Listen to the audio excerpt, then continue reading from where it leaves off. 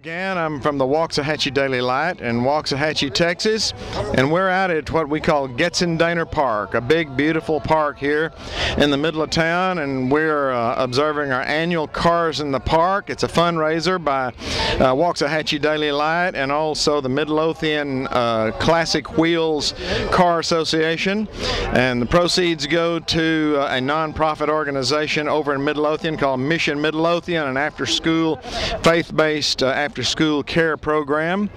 And for last counts, we have probably around 200 classic cars here in Getzendaner Park in Waxahachie. We've got everything from custom lead sleds of the 50s to the older ones from the 30s. We've got stock, we've got customs, we've got originals, and we're talking to a young man here by the name of Ed Shivers, who is also from Waxahachie. How are you doing today? I'm doing great, Paul. Well, Ed, tell me what you got here. You're showing what looks like a 55 Chevrolet two-door hardtop Bel Air. This is about 55 two-door hardtop Bel Air.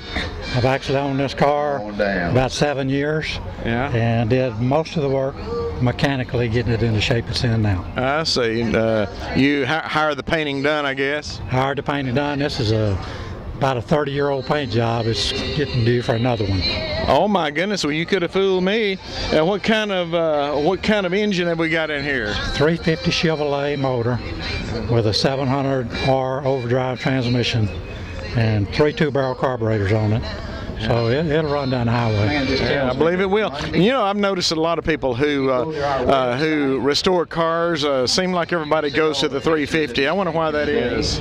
Well, there's so many of them around. Parts are available economically, and they're easy to work on. And you can trade lots of parts with your friends, so there's a lot of them out there. Well, since I have already known you, I know that you have another car. Tell our readers what else, our listeners, what else you got. Well, also on a 1940 model Chevrolet convertible.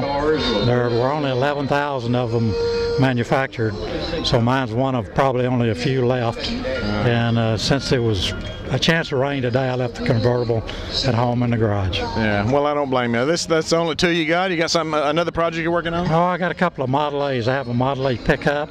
That's a complete restored car. And then I have my latest acquisition several months ago was a 31 Ford Model A Roadster. And I've just gotten it all back together and running. Oh my goodness.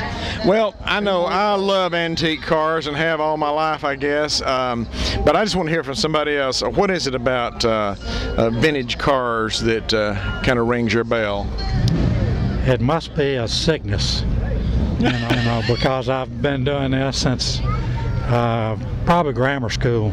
And my brother-in-law, I blame him. He's the one that got us started with our first Model A. You know, and I've always had cars since junior high school. Some of them never made the street. Couldn't get them running, but. Well, there's just something a little nostalgic about it, isn't it? Yes, there is. And out here today, I mean, there's a real diverse collection of cars, because there are all kinds out here today.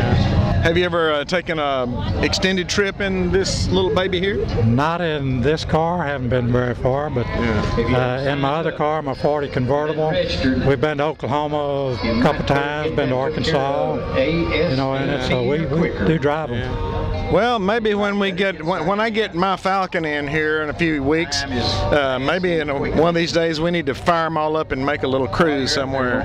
Paul, I'd love to go on a little cruise with you. Wouldn't that be neat? Maybe take old Route 66 in Oklahoma. Route 66.